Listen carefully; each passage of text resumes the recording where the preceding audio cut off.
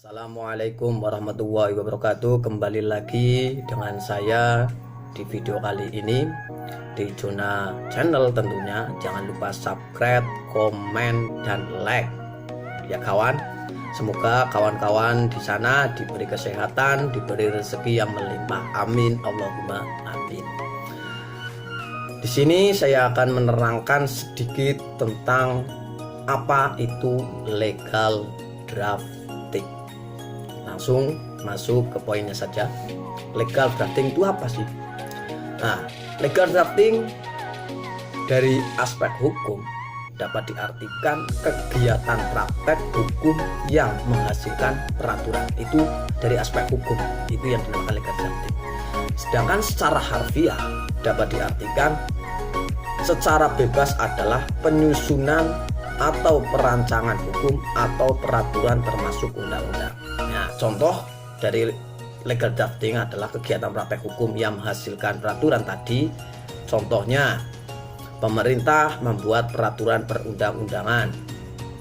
Terus hakim membuat keputusan pengadilan yang mengikat publik.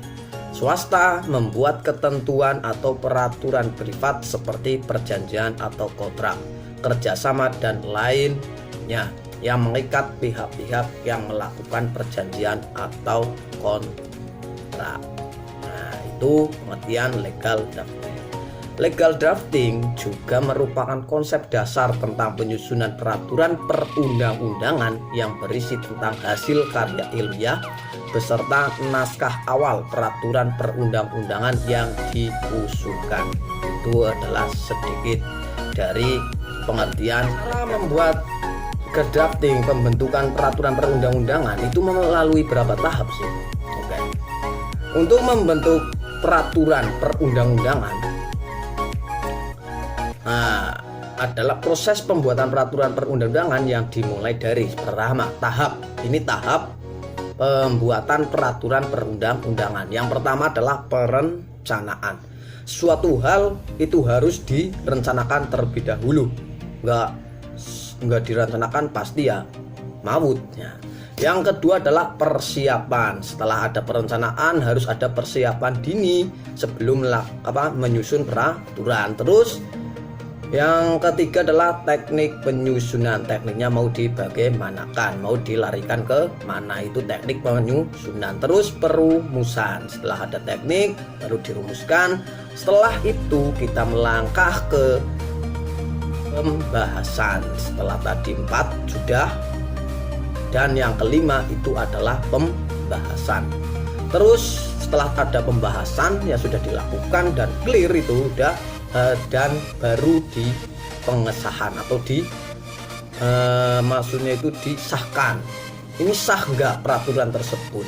Nah, setelah itu baru di pengundangan. Setelah itu setelah sudah jadi maka harus ada penyebar luasan. Enggak hanya untuk buat peraturan perundang-undangan itu hanya untuk pejabat saja, itu tidak. Hanya untuk orang bawah itu tidak, tapi untuk semuanya. Termasuk di negara kita adalah negara Republik Indonesia, berarti untuk semua masyarakat negara Indonesia. Jadi dapat disimpulkan bahwa kegiatan legal drafting di sini adalah dalam rangka pembentukan peraturan perundang-undangan. Itu udah sedikit yang dari legal drafting. Terus tadi ada kata peraturan perundang-undangan. Nah, peraturan perundang-undangan itu apa sih? Peraturan perundang-undangan adalah peraturan tertulis yang memuat norma hukum yang mengikat secara umum dan dibentuk atau ditetapkan oleh lembaga negara atau pejabat yang berwenang melalui prosedur yang ditetapkan dalam peraturan perundang-undangan. Itu adalah pengertian pembentukan hukum dengan dasar hukum. Dasar hukum pembuatan peraturan perundang-undangan adalah dengan dasar hukum 1, yaitu Pancasila sebagai sumber segala sumber hukum negara. Jadi semua sumber hukum negara itu yang pertama adalah Pancasila, itu jelas. Yang kedua adalah Undang-Undang Dasar Republik Indonesia tahun 1945. Dan itu sebagai hukum dasar dalam peraturan perundang-undangan. Terus yang ketiga adalah Undang-Undang Nomor 12 tahun 2011 tentang pembentukan peraturan perundang-undangan. Mungkin sekian penjelasan tentang pengertian legal drafting dan tadi tambahan sedikit yaitu pembentukan peraturan perundang-undangan. Jika ada salah atau tutur kata yang saya ucapkan, saya mohon maaf yang sebesar-besarnya. Jangan lupa like dan subscribe ya teman-teman. Video ini saya buat hanya untuk memenuhi tugas mata kuliah legal drafting Sekolah Tinggi Agama Islam Tanbihul Qofilin Banjarnegara. Sekian, salam kopi hitam bagi yang bergadang.